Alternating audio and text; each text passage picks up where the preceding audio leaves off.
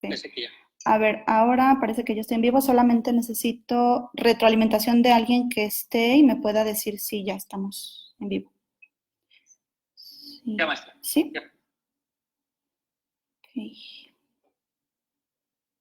Sí. Bueno, pues buenas tardes a todos. Espero que no sea demasiado tarde, ¿verdad? Tuve algunas dificultades técnicas, pero les agradezco a todos su presencia y que estén por acá. Una vez más nos encontramos y el día de hoy, gracias a todos los que están aquí retroalimentando. Muchas gracias. Pues bueno, como les había comentado en la invitación previa, el día de hoy quiero hablarles acerca de las habilidades mentales de los entrenadores.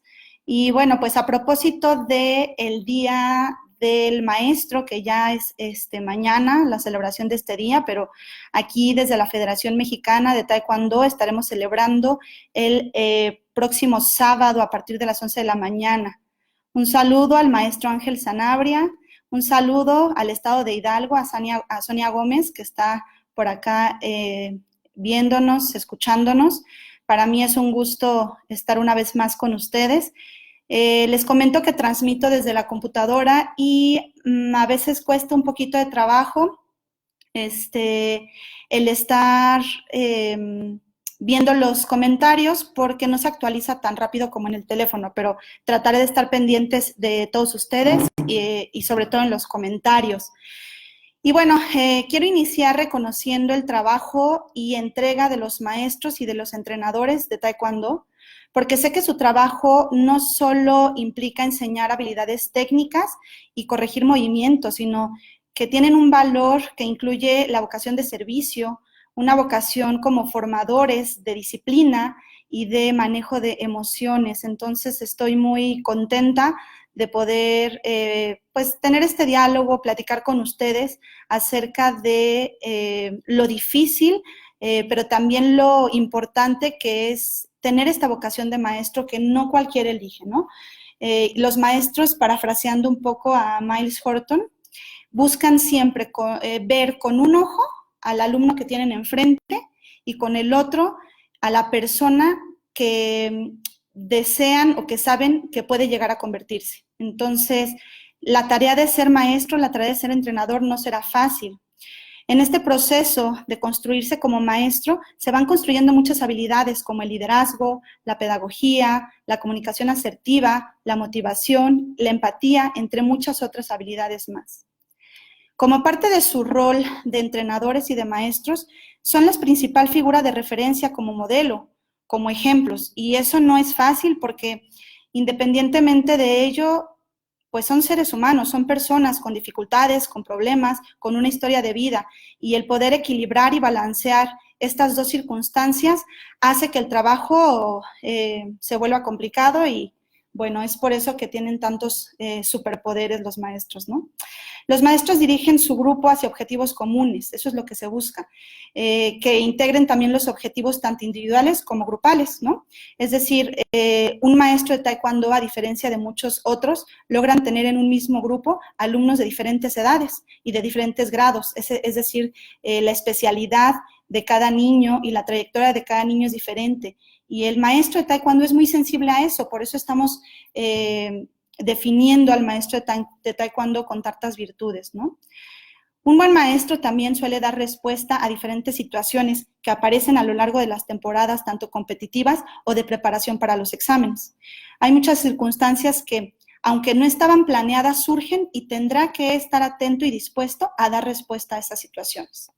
Entre las habilidades básicas que debe desarrollar un entrenador se encuentra el conocimiento sobre la enseñanza y aprendizaje de las habilidades deportivas. Esto me parece importante porque no solamente basta con que sepa de Taekwondo, con que conozca y sea un alto rango en el Taekwondo, que eso por supuesto que no se demerita, sino que al contrario, eso es algo que se tiene que reconocer, sino que además ahora uno de los retos importantes del entrenador es tener conocimiento sobre la pedagogía, como decía hace un momento, sobre la enseñanza y aprendizaje de habilidades deportivas. Desde las ciencias del deporte, tendrá que tener conocimiento sobre ciertas fases sensibles, tanto del desarrollo cognitivo como del desarrollo físico del ser humano, para que con ello pueda determinar un adecuado balance entre la parte de la preparación física, la preparación técnica, la preparación emocional, y que pueda tener una buena comunicación, tanto con los niños más pequeños como los más grandes, ¿no? Que eso que le comunica al niño sea un mensaje que sea bien recibido y que el niño pueda dar cuenta de que entendió el mensaje. Y esa no va a ser una tarea no va a ser una tarea fácil, ¿no? La empatía es otra de las habilidades que me parecen sumamente importantes trabajar en los entrenadores, ya que esta implica comprender los pensamientos, sentimientos y emociones de los alumnos en diferentes circunstancias. Y en este sentido, los entrenadores pueden practicar la empatía mostrándole escucha a sus alumnos y dándoles retroalimentación sobre lo que comprenden de ellos y de su situación. Muchas veces, sobre todo cuando los entrenadores están muy enfocados en un resultado competitivo, piensan todo el tiempo en cómo llevar a cabo esa planificación y de pronto se nos va, y no con mala intención, sino que parte de la rutina y del proceso, se nos puede ir esta sensibilidad de que el alumno está pasando por otras situaciones además de lo que pasa dentro del dojang. Entonces, una forma de trabajar la empatía pues es preguntarle al alumno cómo se siente, qué está pasando afuera del dojang, cómo cree que va evolucionando, qué cosas considera que no le salen correctamente y cuáles sí. Es importante que como entrenador y como maestro reconozcamos la necesidad de ser empáticos, ¿no? Que tomemos cierto tiempo para entender a cada uno de nuestros alumnos y que podamos actuar basándonos en el entendimiento y la ayuda para que los alumnos logren esa meta. Esa es como la base fundamental de la empatía, ¿no? Que se pueda combinar el objetivo que tiene el entrenador de llevarlo a su más alto rendimiento con el objetivo personal que tiene el competidor. Como competidor, pero también como persona. Entre otras habilidades importantes, habilidades mentales de los entrenadores, se encuentra el liderazgo. Me parece que el liderazgo es una habilidad cognitiva y social complicada, porque implica primero tener el carácter, adecuar la comunicación, dirigir adecuadamente instrucciones, hacer demostraciones. Es decir, que no se hace fácil primero verse a sí mismo como entrenador y enseguida y enseguida reconocer al líder de tu grupo. Entonces, digamos que lo primero que tendría que hacer el entrenador sería reconocerse a sí mismo como líder y después empezar a identificar entre sus alumnos quién le puede funcionar como un líder. Más adelante veremos los diferentes tipos de liderazgo para que podamos ir visualizando cómo entender y cómo formar a un mejor líder. Entre los componentes más destacados del liderazgo se encuentran la comunicación, las instrucciones, la demostración, las conductas reactivas y espontáneas. Es decir, que un buen líder tendrá que tener la capacidad de comunicar ideas, de hacerse entender, de entender las ideas de los otros y de dar instrucciones que reflejen la objetividad de lo que estamos buscando, pero también la sensibilidad de quien nos está escuchando. Asimismo, será importante mantener un buen control tanto de las emociones como de las conductas, porque como entrenadores, al estar implicados en adrenalina y en situaciones que provocan muchas emociones, es probable que se enfrente a situaciones que tengan que tomar decisiones rápidas, pero que tengan que salvaguardar tanto su persona y su imagen como entrenador, como el bienestar y la integridad de sus alumnos. Y entonces, en ese sentido, tendrá que tener desarrollada la inteligencia emocional para poder tomar bien esas decisiones. Como les decía, existen diferentes estilos de liderazgo y en este sentido, como entrenador, una de las habilidades que tiene que desarrollar es la identificación de estos tipos de liderazgo. Entre ellos, los que me parecen más rescatables son el líder autocrático, que implica determinar por completo el modo de proceder con un grupo y que impone técnicas, actividades y compañeros de trabajo que funcionan en una sinergia, ¿no? Donde el que toma la decisión por completo va a ser el entrenador. En este sentido, este tipo de líder puede ser un riesgo para el equipo, dado que el líder autocrático difícilmente va a permitir que otros opinen, que otros tomen decisiones o que se lleven a cabo actividades en conjunto o de equipo. Por otro lado, tenemos el líder democrático. En el caso del líder democrático, hablamos de un líder que permite que su grupo determine sus propias actividades, sus planteamientos generales.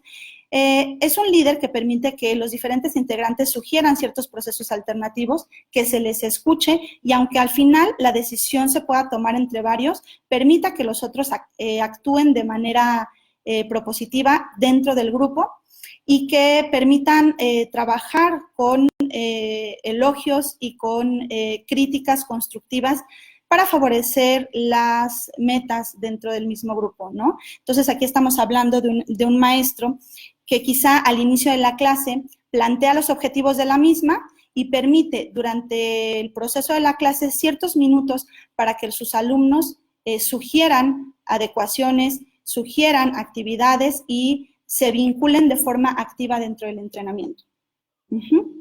Por último, tenemos un tipo de liderazgo al que llamamos laissez-faire, que refiere al dejar hacer.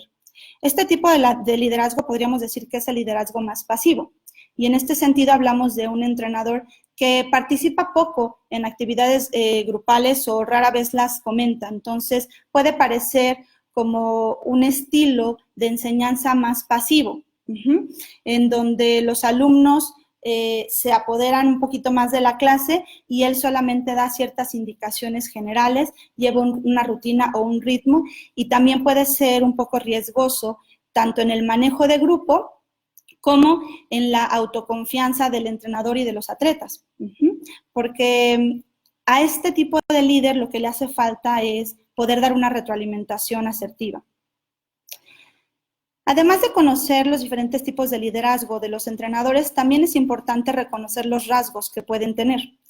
Entre los rasgos más importantes para hablar y formar a un líder democrático se encuentra trabajar con capacidades como la inteligencia, como la formación académica, como la comprensión profunda de diferentes situaciones. En este caso hablamos del análisis, la síntesis y la reflexión de las situaciones problemáticas dentro del entrenamiento, que tenga una buena fluidez verbal y que pueda ser autocrítico y adaptarse a los diferentes cambios y el entorno que le rodea. Por ejemplo, ahorita todos los entrenadores están buscando trabajar en la adaptación de los planes de entrenamiento y esa es una capacidad de liderazgo. Cuando el entrenador se mantiene firme y se muestra firme ante las diferentes circunstancias, como ahora que es el entrenamiento dentro de casa y a distancia, es más probable que sus alumnos se sientan seguros y confiados de que su trabajo será bueno y que su trabajo le va a servir para la siguiente competencia o para mantener el ritmo.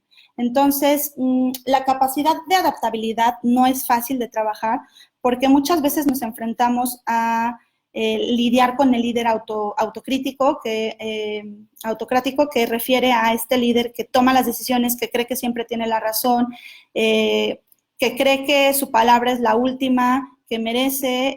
Entonces, en este sentido, trabajar la adaptabilidad y la flexibilidad es lo que va a permitir que los atletas, que los alumnos sientan autoconfianza de lo que están haciendo y que sepan que el entrenador tiene una buena respuesta, aunque la circunstancia sea muy difícil.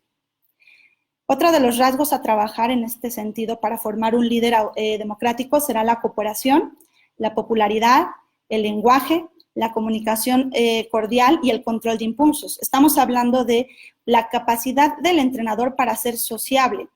Si el entrenador logra estas habilidades de sociabilidad, es más probable que pueda mediar un conflicto dentro de su grupo y al exterior de su grupo. ¿A qué me refiero con esto? A que ese es el pretexto perfecto de los entrenadores para enseñarle a los alumnos cómo resolver un conflicto sin arriesgar su propia integridad, tanto moral como física. Y entonces, sí, aquí será muy importante que los entrenadores primero se vivan a sí mismos como una imagen pública y que actúen como consideran ellos que debe ser el ejemplo de una persona saludable. Otro de los rasgos importantes y que seguro a todos los entrenadores nos interesa es la parte de la motivación. Un buen líder y un líder democrático será un líder que sepa motivar. Y esta parte de la motivación se vuelve un poco complicada porque tiene sus altas y bajas, ¿no?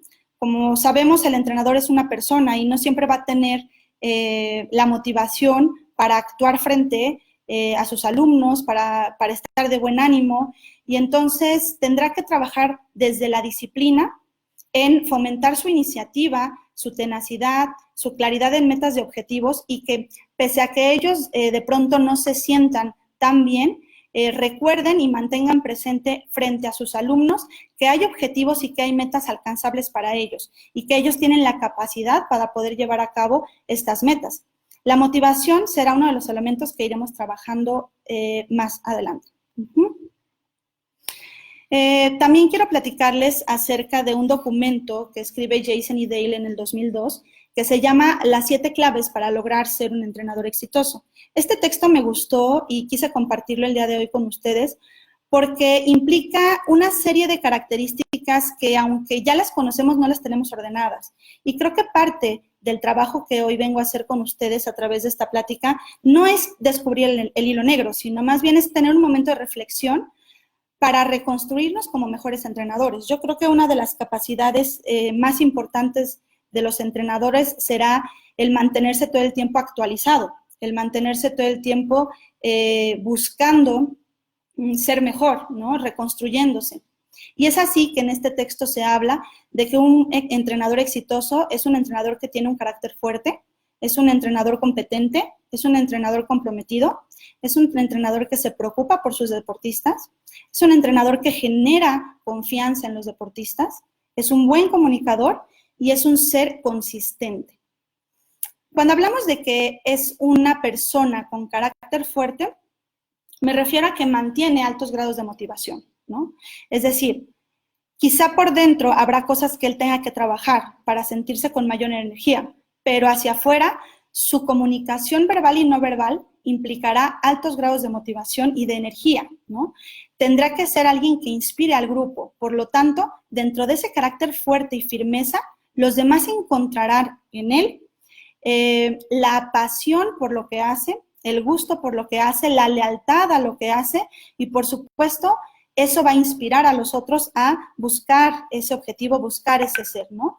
Y en este sentido es importante reconocer que el entrenador no va a ser su amigo, sino más bien su guía, sino más bien esta persona que va a estar ahí a un lado, guiando, promoviendo y facilitando las herramientas a los alumnos para que estos logren sus objetivos. Después hablábamos de que el entrenador tenía que ser competente. ¿Y a qué me refiero con esto? Primero, como entrenadores y como maestros tenemos que conocer muy bien nuestro deporte. No solamente me refiero a conocer el reglamento, ¿no? Sino que como nuestro deporte se vincula a los artes marciales, pues tienen una historia y tienen una filosofía. Ustedes, si han estado siguiendo el programa de la federación, pues hemos podido conocer un poco más acerca de la historia del taekwondo, de la filosofía del taekwondo, del origen del taekwondo. Entonces, un maestro exitoso será un maestro que conozca bien su deporte desde el reglamento hasta la historia y, en nuestro caso, la filosofía como arte marcial. Saludos hasta Nayarit a Jorge Moreno Ibarra, que nos está escuchando. Saludos a Lorenzo García, que también nos está escuchando. Me da mucho gusto verlos por acá. Como maestros, en el ser competente decía que también será importante que nos sigamos formando y actualizando, que no tengamos miedo independientemente de la edad o de la profesión, carrera profesional o estudios que tengamos. Podrá tener el doctorado más importante o los estudios y especializaciones más importantes, pero siempre tener la humildad de reconocer y aprender en otros cosas que le van a servir en la vida, ¿no?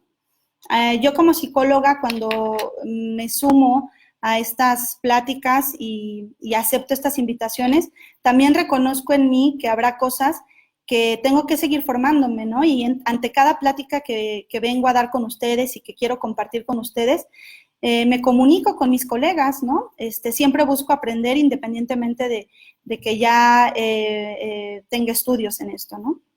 Así que un maestro exitoso, para ser competente, tendrá que seguirse formando y actualizando. Saludos a Tlaxcala, saludos a la maestra Vero Santana, que está por acá escuchándonos. Saludos a Colima. Saludos a la Escuela Alta María Teresa. Saludos de Alexander. Gracias, Jonathan Salazar. Saludos, que me echa ánimos. Y saludos a Toluca. Aquí mandan también saludos a José Antonio Argüello por su paciencia y perseverancia y disciplina en este deporte. Saludos desde León, Guanajuato. Yo creo que aquí es muy importante reconocer a los maestros, ¿no? En esto que voy comentando, quizá muchos de los alumnos van identificando que efectivamente su maestro va contando con estas habilidades mentales, ¿no? Que es comprometido, que es consistente, que es un buen líder. Saludos hasta Puebla. Manuel Eduardo, y bueno, saludos a Víctor Espinosa, saludos a nuestro presidente, maestro Raimundo González, saludos a Oaxaca y Aguascalientes. Aquí sigo, saludos a Chihuahua, a Ciudad Lerdo, a Veracruz, saludos desde Papantla, Veracruz. Y bueno, ya ahorita sigo con los saludos y no me van a decir que no me apuro. Saludos hasta Colombia también. Les decía que otra de las habilidades importantes para lograr ser ese entrenador exitoso es estar comprometido. ¿Y a qué me refiero con esto? Hacerse presente en las buenas y en las malas. Saben que los alumnos, como decía antes, no solamente son ese instrumento que se para en el dojang a dar patadas y que da un resultado deportivo, sino yo creo que especialmente tenemos que ser sensibles a sus necesidades emocionales y afectivas. Entonces, cuando los maestros se hacen presentes en las buenas y en las malas de los alumnos se sienten a su vez comprometidos y es una forma de recompensar al maestro el mostrar su disciplina y su constancia en las clases. Y de alguna manera muchos alumnos del taekwondo encuentran en esta disciplina el éxito, el proyecto de vida, de alguna manera dentro de este ámbito.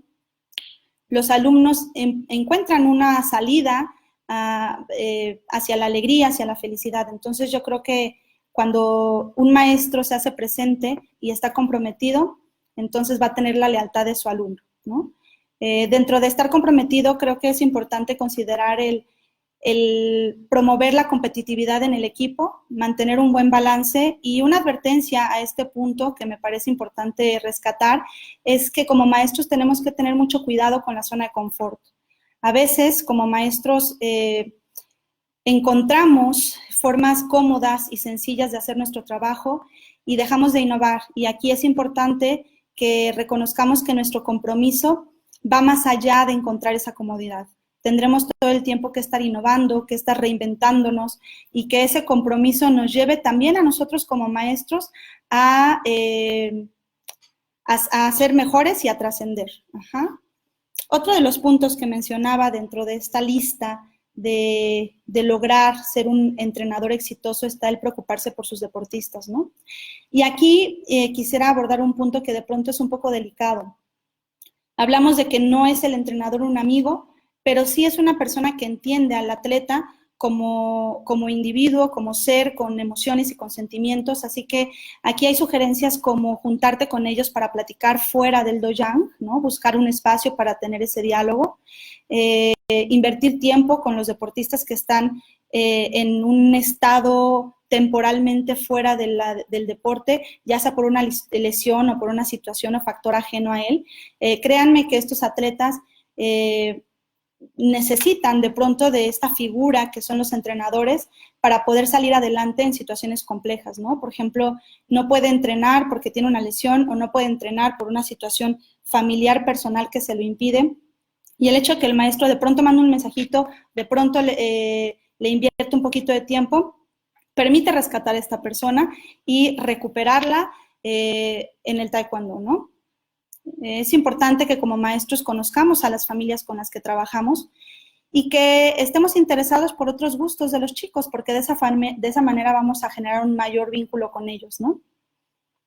Un punto más que quiero compartirles es el de generar confianza en los deportistas, que aunque parece que es muy evidente o muy obvio, en realidad la confianza es algo que se transmite, es una sensación, es una emoción que implica hacerle ver a los alumnos que eres leal, ¿no? Que te importa, que crees en él. Si tú le muestras tu confianza, si tú le muestras que crees en él, seguramente él va a creer en sí mismo. Entonces, si tú generas confianza en él, él va a desarrollar confianza propia. Uno de los consejos que te sugiero es que le des responsabilidades, que le hagas ver que lo que él puede hacer por ti es una necesidad y que lo que él puede hacer no solamente por ti como maestro, sino por el equipo, lo hace ser útil y lo hace ser necesario dentro del equipo. Eso le va a permitir a él sentir mayor autoconfianza. Como maestros tenemos que ser también buenos comunicadores y este es uno de los elementos más complicados, me parece, porque trata sobre la percepción y uno no siempre tiene retroalimentación suficiente para saber si lo que uno dice es lo que el otro entendió con certeza, ¿no? Entonces aquí yo te sugiero hablar siempre en primera persona, que tu comunicación sea clara, sea concreta. En el caso de los chicos, de los niños más pequeñitos, ellos no van a entender metáforas, no van a entender analogías y no van a entender dobles sentidos. Así que lo que yo te sugiero con ellos es que hables desde lo más concreto posible y que hables en un lenguaje desde lo positivo. También sugiero que en este proceso de comunicación escuches antes de emitir un juicio. Siempre escuchar primero y tratar de entender desde dónde nos habla el otro nos permite darle un correcto seguimiento. Es importante, por tanto, ponerse en lugar del receptor, ¿no? Mandar mensajes que sean muy específicos, sin doble sentido, muy claros, muy concretos. Destacar los mensajes, los aspectos clave de cada mensaje. A mí me gusta mucho cuando hablo con mis alumnos, al finalizar cada clase, hacer una pequeña síntesis de lo que aprendimos en clase, porque eso les permite a ellos crear mapas mentales de lo que vamos construyendo en el día a día. Y entonces, esos mapas mentales después ellos mismos los utilizan para expresarse conmigo o para hacer más complejo el aprendizaje. De la misma manera, sugiero que separemos lo real o lo más objetivo de las opiniones personales cuando nos comuniquemos con ellos. De pronto corremos el riesgo de decir, es que desde mi muy particular punto de vista, y entonces cuando emitimos esa opinión personal podemos poner en riesgo el autoestima, pero también la percepción del alumno. Entonces, desde ahí, la sugerencia sería que tú le ayudes a él a entender que tu mensaje, pues es desde lo que se observa y no desde lo que tú opinas personalmente, ¿no? Por último, creo que también es importante tener una coherencia o mostrar una coherencia entre lo que comunicamos verbalmente y lo que comunicamos con el cuerpo. Muchas veces como entrenadores, sobre todo pienso yo ahorita, se me viene a la cabeza cuando vamos a una competencia y que el competidor, ya sea en PUMSE o en combate a veces pasa que yo lo estoy coachando y él hace otra cosa, y entonces cuando sale, a mí me dijeron, ¿no? Por decir, el entrenador puede decir, es que a mí me dijeron que no le grite y que no, en ese momento no le diga todo lo que pienso, lo que siento. Entonces, se limitan a decir, bien, lo hiciste muy bien, pero lo dicen con una comunicación verbal y su lenguaje no verbal, su comunicación no verbal puede estar diciendo lo contrario, puede mostrar desesperación, puede mostrar mucho enojo, mucha frustración, y en este sentido, pues los atletas, desde el más pequeño hasta el más grande, son muy intuitivos y se dan cuenta de que esas cosas no coinciden. Entonces, eso perjudica un poco la comunicación. Yo considero que, en definitiva, es un reto muy importante para el entrenador el manejar emociones para que haya esa coherencia entre lo verbal y lo no verbal. Pero también considero que es importante reconocer ciertos errores cuando este tipo de situaciones pasan. ¿A qué me refiero? Si yo ya cometí el error y no fui coherente entre mi comunicación verbal y la comunicación no verbal, entonces me parece que vale la pena darse un tiempo posterior en donde las emociones ya estén más calmadas, en donde yo ya haya pensado bien esto que estoy diciendo y regrese con el alumno y le diga, ¿sabes qué? Ahí yo no fui coherente porque tenía emociones poco claras y muy confusas. Y lo que realmente quería decirte es, y entonces date la oportunidad de resarcir eso que pasó. De esa manera también le vas a estar enseñando a tu alumno que frente a los errores va a haber formas de reparar y que podemos cometer ciertos errores con esa libertad, ¿no? Entonces, aquí lo importante es reconocer que nuestro lenguaje corporal va a tener un mayor impacto y entonces tenemos que ser un poquito más sensibles y claros con ese lenguaje corporal y entonces practicar y entrenar el regresar a la calma después de emociones muy intensas para poder actuar de manera más coherente. Por último, uno de los puntos que mencionamos aquí en este texto que les comparto dice que un maestro que es exitoso es consistente. Y aquí me refiero a que este maestro logra integrar sus bases fundamentales, pero también se adapta y muestra criterio frente a situaciones específicas. Es decir, conoce los reglamentos, conoce la forma adecuada y moral de actuar, pero se detiene y es hasta cierto punto flexible frente a circunstancias especiales que lo ameritan. Eso sí, aclarando cuando son situaciones específicas o claras, ¿no? Cuando un entrenador consistente trata de disciplinar, antes de poner una consecuencia o un castigo, empieza por reflexionar y preguntar y hacer reflexionar a los alumnos con un porqué. ¿Por qué piensas esto? ¿Por qué pasó esto? ¿No? Como de alguna manera tratando de hacer partícipe también al alumno de ese proceso, de esa falla, de ese error, y entonces que en conjunto puedan analizarlo y puedan definir qué consecuencia es la mejor ante las situaciones que pueden ser conflictivas, ¿no? A lo mejor ante una falta de respeto, a lo mejor ante un error dentro de una competencia, en fin. Creo que ser consistente también significa tener respeto y mostrar respeto. Buscar siempre la excelencia ética. Si bien sabemos que no seremos perfectos, sí será importante que la búsqueda de la perfección sea una constante, ¿sí? Es decir, pensarse como maestros y como seres humanos todo el tiempo en búsqueda de la mejora, en búsqueda de la excelencia ética, ¿no? Y en búsqueda de la congruencia entre esto que decimos y entre las acciones que manifestamos, pues sí, comúnmente. Finalmente, en cuanto a la pedagogía, creo que es importante tomar en cuenta ciertos elementos que van a permitir al entrenador ser un mejor entrenador, a tener ciertas habilidades mentales que le permitan tener éxito en su práctica deportiva. Y esto quizá ya no tiene tanto que ver con estos factores para lograr ser un maestro exitoso, sino serán algunos consejos, algunas sugerencias para que el maestro esté todo el tiempo en continua construcción de sí mismo y bueno, por supuesto que trascienda en una manera significativa sobre las virtudes de sus alumnos, ¿no?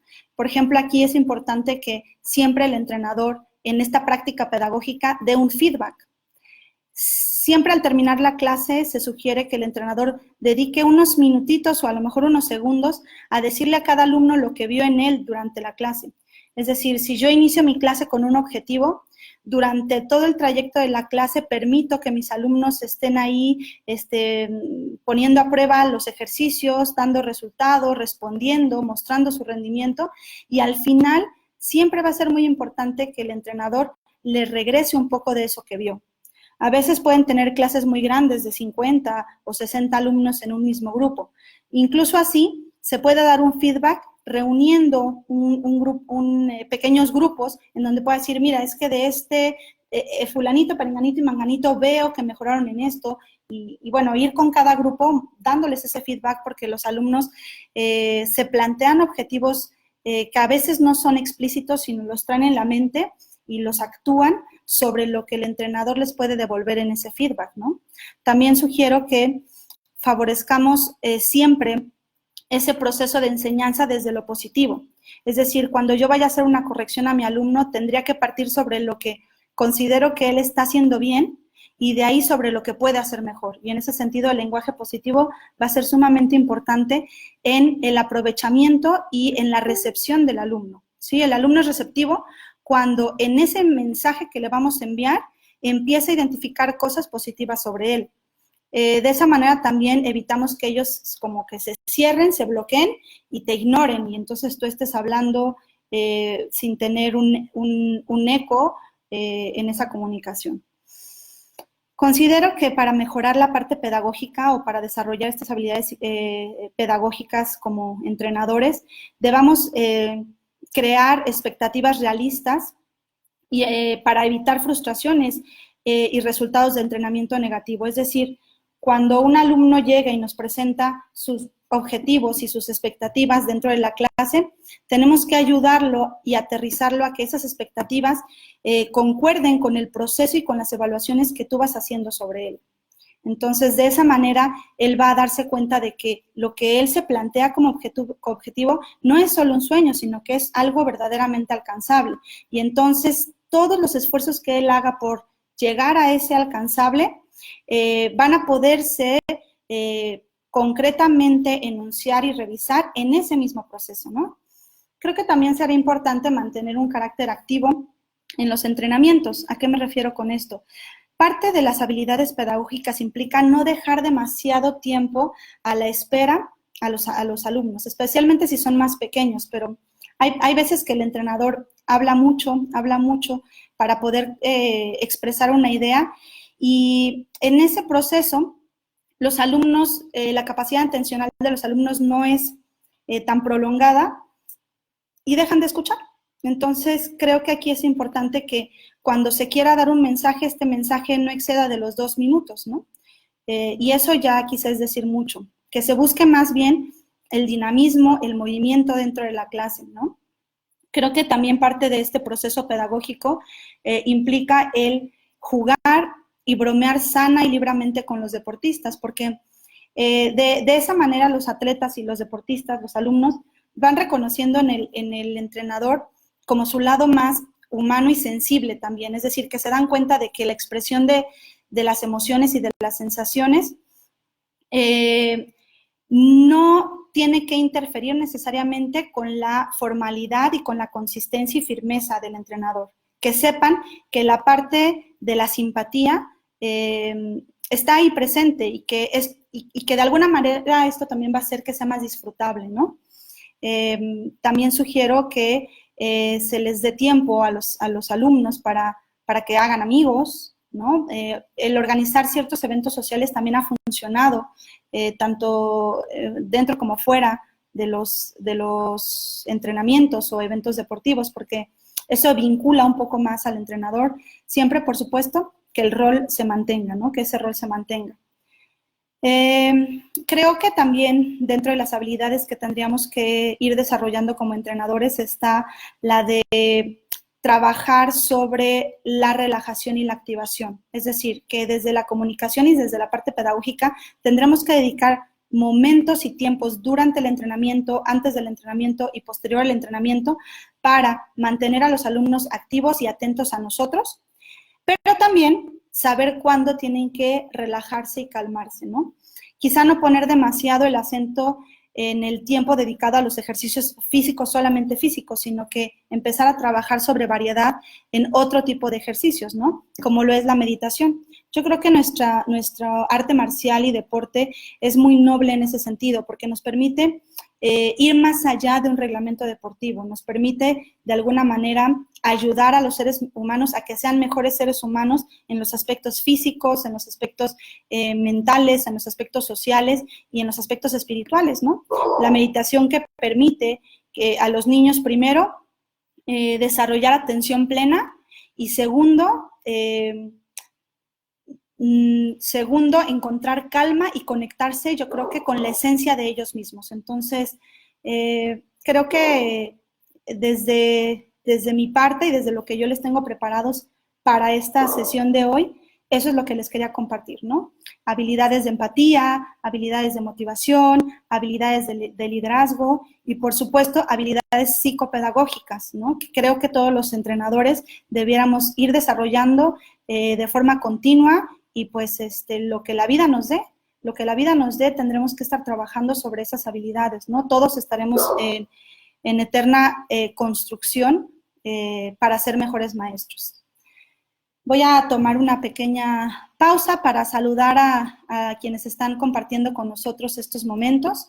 Saludos desde Tamazunchale, San Luis Potosí, saludos a Roberto, saludos a la Ciudad de México, saludos a Félix Fernández desde Bolivia, saludos a Marco Aranda hasta Zacatecas, saludos desde Huarán, Veracruz, y a Torreón, Alberto, saludos a David Rafael, a Joao Rojas, dice Delta: el entrenador con pasión, convicción, honestidad y amor a la disciplina tiene la ventaja de poder lograr la identificación, lealtad y compromiso con sus practicantes, de tal forma que pueda contagiar el hacerlo bien, efectivamente con excelencia. Creo que no es indispensable ser entrenador de alto rendimiento para hacer una clase con calidad por encima de lo económico. Por supuesto, Delta, gracias por tus reflexiones y por compartir con nosotros estas recomendaciones y esta visión que tienes sobre lo que sería ser un entrenador de excelencia, ¿no? De excelencia no es perfecto, sino de excelencia es que está todo el tiempo construyéndose, autocrítico, ¿no? De alguna manera buscando siempre el bien para sí mismo y el bien para los alumnos, ¿no? Muchos saludos a Sabonim Williams de León Molina, que está también por aquí. Saludos desde Chiapas, Sabonim. Alex Danners, excelente, Ciudad de México, saludos, gracias por estar acá. Ligia Rosa, saludos. Pues bueno, yo no sé si tengan alguna pregunta, algún comentario que quieran hacer. Yo estoy muy agradecida con ustedes, estoy agradecida también con la Federación de que abre estos espacios. Yo creo que a todos nos reconstruyen, a todos nos ayudan para capacitarnos, para estar activos. Estos momentos de confinamiento y de estadía en casa nos han permitido, creo yo, de alguna manera estar en ese capullo de reconstrucción, y cuando salgamos de aquí seguramente estaremos mostrando la mejor versión de nosotros, así que eso me da mucho gusto también compartirlo. Quiero invitarlos a que estén presentes el día sábado a partir de las 11 de la mañana a través de esta página de la Federación Mexicana de Taekwondo, para festejar a los maestros, ¿no? Esta plática tiene un poco ese tinte de reconocimiento a todos estos maestros que nos han formado, por los que estamos ahorita aquí compartiendo y reconociendo y recordando. Un reconocimiento muy grande a todos ellos, muchas felicidades, y pues nos estaremos viendo el sábado para festejarnos. Deseo que tengan una excelente tarde y nos vemos la próxima semana.